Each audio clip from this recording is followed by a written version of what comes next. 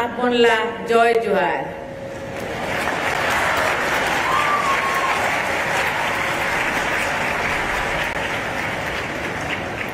महान राष्ट्रवादी विचारक एवं भारतीय राजनीति की सम्मानित विभूतियों में से एक पंडित दीनदयाल उपाध्याय जी के नाम पर स्थापित इस विश्वविद्यालय में आकर मुझे हार्दिक प्रसन्नता हो रही है। मैं आज उपाधि और पदक प्राप्त करने वाले सभी विद्यार्थियों को बहुत बहुत बधाई देती हूँ। मुझे ये देखकर अत्यंत प्रसन्नता हो रही है कि आज दिए गए स्वर्ण पदकों में से अधिकांश पदक बेटियों को मिले हैं।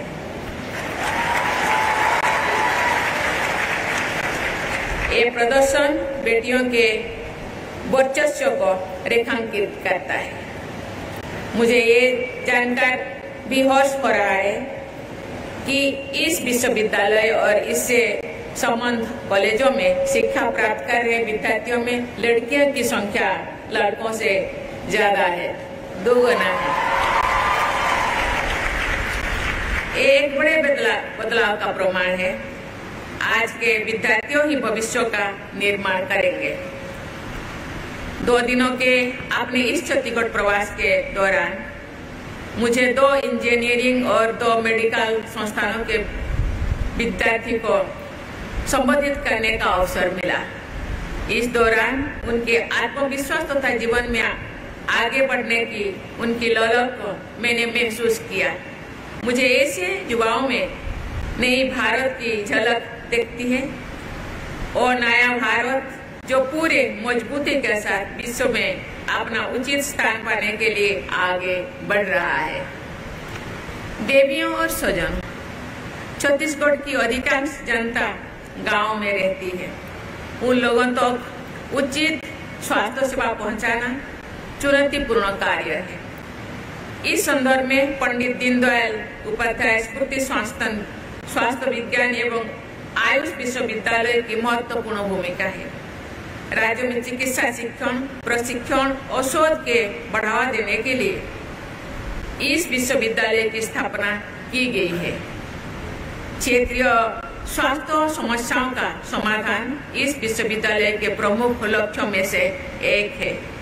ये प्रसन्नता की बात है कि विश्वविद्यालय और इससे संबंध कॉलेजों में आधुनिक चिकित्सा विज्ञान के साथ साथ आयुष प्रणालियों की शिक्षा भी दी जाती है। बहुत सारे कॉलेजों में नर्सिंग के कोर्स कराया जा रही है। इस प्रकार ये विश्वविद्यालय छत्तीसगढ़ में स्वास्थ्य कर्मियों की उपलब्धता बढ़ाने और गुणवत्तापूर्ण स्वास्थ्य सेवाएं पहुंचाने में महत्वपूर्ण भूमिका निभा रहे हैं। अभी भी मलेरिया, फाइलेरिया और टीबी जैसे संक्रामक बीमारियों का पूरी तरह से उन्मूलन नहीं हो रही है। भारत सरकार इन रोगों के उन्मूलन के लक्ष्यों के साथ आगे बढ़ रही है। अभी हाल ही में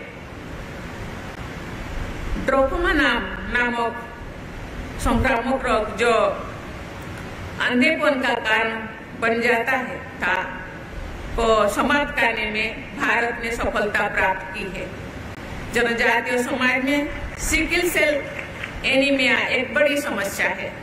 भारत सरकार राष्ट्रीय सिकल सेल एनीमिया उन्मूलन मिशन के तहत इस समस्या को दूर करने के लिए प्रयासरत है। मैं सरकार के इन सभी प्रयासों को आप लोगों के समक्ष इसीलिए रख रही हूँ क्योंकि स्वास्थ्य कर्मी ही अग्रिम पंक्ति के योद्धा है। आप सामान्य लोगों को स्वास्थ्य समस्याओं के बारे में जागरूक बना सकते हैं, उन्हें सरकार द्वारा किए जा रहे प्रयासों के अवगत करा सकते हैं। आप नीति निर्माताओं और सम्मान जनता के बीच सेतु का कार्य कर सकते हैं। प्रिय विद्यार्थियों, मैं समझती हूँ कि ग्रामीण क्षेत्र में जाने से आप देश की बहुत बड़ी जनसंख्या की वास्तविक समस्याओं से अवगत हो पाएंगे। आपका चिकित्सकीय अनुभव समृद्ध होगा, समाज तथा देश के प्रति आपका कर्तव्यबोध मजबूत होगा। इसलिए सभी डॉक्टरों को अपने पेशेवर जीवन के कुछ वर्ष ग्रामीण क्षेत्रों को समर्पित करने पर विचार करना चाहिए। आप करेंगे ना? मैं चाहती हूँ कि सभी विद्यार्थियों को समय समय पर गांव के सामुदायिक स्वास्थ्य केंद्रों पर ले जाना चाहिए। शिक्षकों और डॉक्टरों के प्रति सम्मान की भावना का उपयोग लोगों को सामाजिक मुद्दों पर जागरूक बनाने के लिए किया जा सकता है। जैसे वे लोगों को समझा सकते हैं कि नशीले पदार्थों के सेवन से उनका स्वास्थ्य तो खराब होता ही है, उनकी सामाजिक और आर्थिक स्थिति भी खराब होती है। इसी तरह चिकित्सकों लोगों को रक्तदान और अंगदान के लिए प्रेरित कर सकते हैं। देवियों और स्वजन, इस राज्य में जड़ी बूटियों का अकूट भंडार है। बीजा और धावड़ा जैसे पेड़ों को औषधीय महत्व के बारे में ग्रामीणों तथा जनजातीय भाई बहन जानते हैं। इस ज्ञान भंडार का डॉक्यूमेंटेशन और स्टैंडर्डाइजेशन करके उन्हें विलुप्त होने से बचाना जरूरी है। यहाँ के वनवासियों के ज्ञान भंडार पर शोध का बढ़ावा देने से ऐसी जानकारी का विज्ञान सम्मान उपयोग व्यापक स्तर पर हो सकेगा। इस क्षेत्र में उद्यम और रोजगार की संभावनाएं भी बढ़ेगी। क्लाइमेट चेंज और ग्लोबल वार्मिंग की समस्याओं से हम सभी अवगत हैं। विश्व स्तर पर लोगों के खान पान का तरीका इन समस्याओं को और जटिल बना रही है। अभी हाल ही में प्रकाशित WWF की लिविंग प्लैनेट रिपोर्ट 2024 में भारत के फूड पैटर्न को बड़ी अर्थव्यवस्था में सबसे अधिक सस्टेनेबल माना गया है। ये हमारे पारंपरिक जीवन शैली में महत्ता को रेखांकित करता है, जिसकी शिक्षा हमें आयुर्वेद से मिलती है। निष्क्रिय जीवन शैली भी कोई बीमारियों का बढ़ावा दे रही है। ये बीमारियां हमारी चिकित्सा प्रणाली और अर्थव्यवस्था पर अनावश्यक दबाव डालती हैं। जागरूकता के द्वारा उनकी रोकथाम संभव है।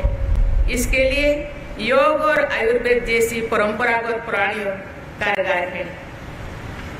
प्रिय विद्यार्थियों, दीक्षांत समारोह का ये दिन आपके जीवन में एक महत्वपूर्ण मील का पत्थर है। इस सफलता में आपकी प्रतिभा, लगन और परिश्रम के साथ साथ आपके माता पिता, परिवारजनों, शिक्षकों के सहयोग और मार्गदर्शन का भी महत्वपूर्ण योगदान है। आपको उनका आभार व्यक्त करना चाहिए।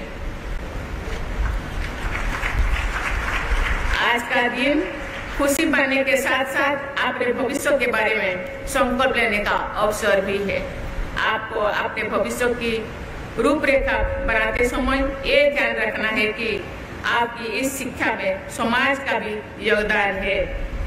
समाज ने आपकी शिक्षा में जो निवेश किया है वो समाज को लौटाना आपका दायित्व है। बस 2047 तक भारत को विकसित राष्ट्र बनाने में विकसित छत्तीसगढ़ का महत्वपूर्ण योगदान होगा। समग्र विकास के लिए नागरिकों का अच्छा स्वास्थ्य महत्वपूर्ण होता है। अच्छा स्वास्थ्य लोगों की उत्पादकता और रचनात्मक को बढ़ाता है। इसीलिए छत्तीसगढ़ को विकसित बनाने में राज्यों के स्वास्थ्य कर्मियों की अहम भूमिका होगी। आप में से अधिकांश विद्यार्थी छत्तीसगढ़ के निवासी है। आपको स्थानीय समस्याओं की बेहतर समझ है। आप राज्यों की स्वास्थ्य समस्याओं पर रिसर्च करें, उनका समाधान खोजने का प्रयास करें। इस प्रयास से लेटेस्ट टेक्नोलॉजीज और एम्स रायपुर जैसे संस्थानों का सहयोग ले सकते हैं। आपके शोध से न केवल छत्तीसगढ़ बल्कि अन्य राज्य भी लाभान्वित होंगे। आपका भविष्य उज्जवल हो, इसी कामना के साथ मैं अपनी वाणी को विराम देती हूँ। बहुत बहुत धन्यवाद। जय हिंद, जय भारत।